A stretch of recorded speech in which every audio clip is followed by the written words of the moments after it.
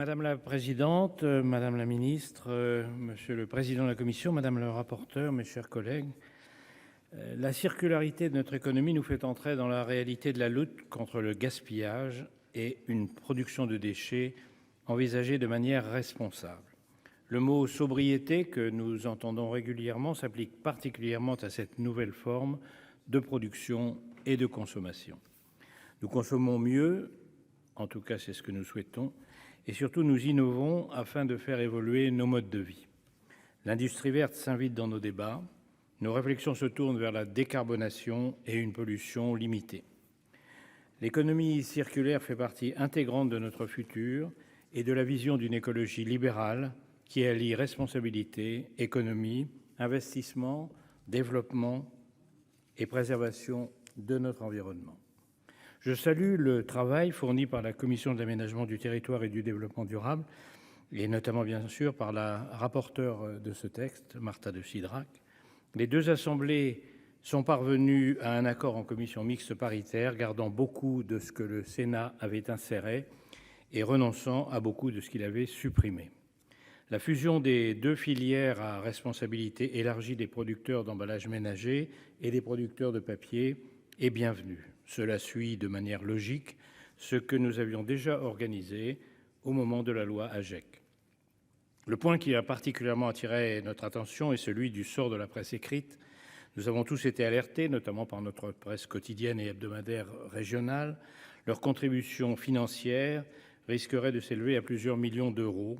Chacun sait la situation de crise que traverse cette presse écrite, notamment régionale. Il y a la crise du papier comme matière première, avec des prix qui augmentent significativement, en tout cas assez pour que ce soit un enjeu pour le secteur. Il y a aussi un abandon du format papier pour le format électronique. La numérisation a également provoqué l'arrivée des réseaux sociaux dans la vie des Français.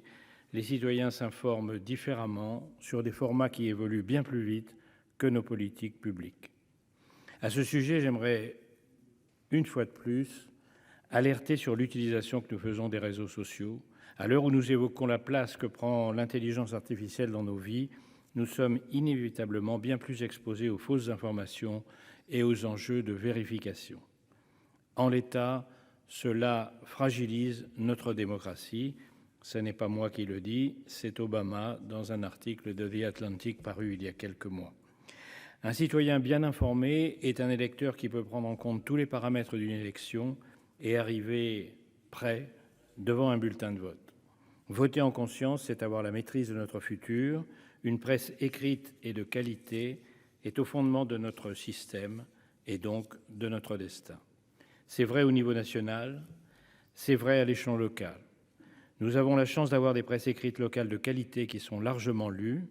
Elles représentent bien souvent le ciment des territoires et mettent en tout cas un des ciments des territoires et mettent en lumière leur dynamisme et leur rythme de vie. Bien que le secteur soit en difficulté, nous le savons tous, il reste essentiel. C'était dans cette perspective que le groupe des Indépendants avait été très attentif à la rédaction retenue de l'article 1 de cette PPL. Nous connaissons aussi le poids, notamment financier, pour les collectivités territoriales chargées de la gestion des déchets. Et par conséquent, l'équilibre était difficile à trouver. La rédaction finale, qui permet la modulation des contributions financières, conserve la possibilité de mise à disposition gratuite d'encarts d'information afin d'informer sur la prévention et la gestion des déchets. La presse sait très bien le faire, qu'elle continue, participe à la sensibilisation de nos citoyens. Le groupe des Indépendants votera en faveur du texte issu de la commission mixte paritaire. Je vous remercie. La parole est maintenant à Monsieur Jacques Fernique pour le groupe Écologie Solidarité.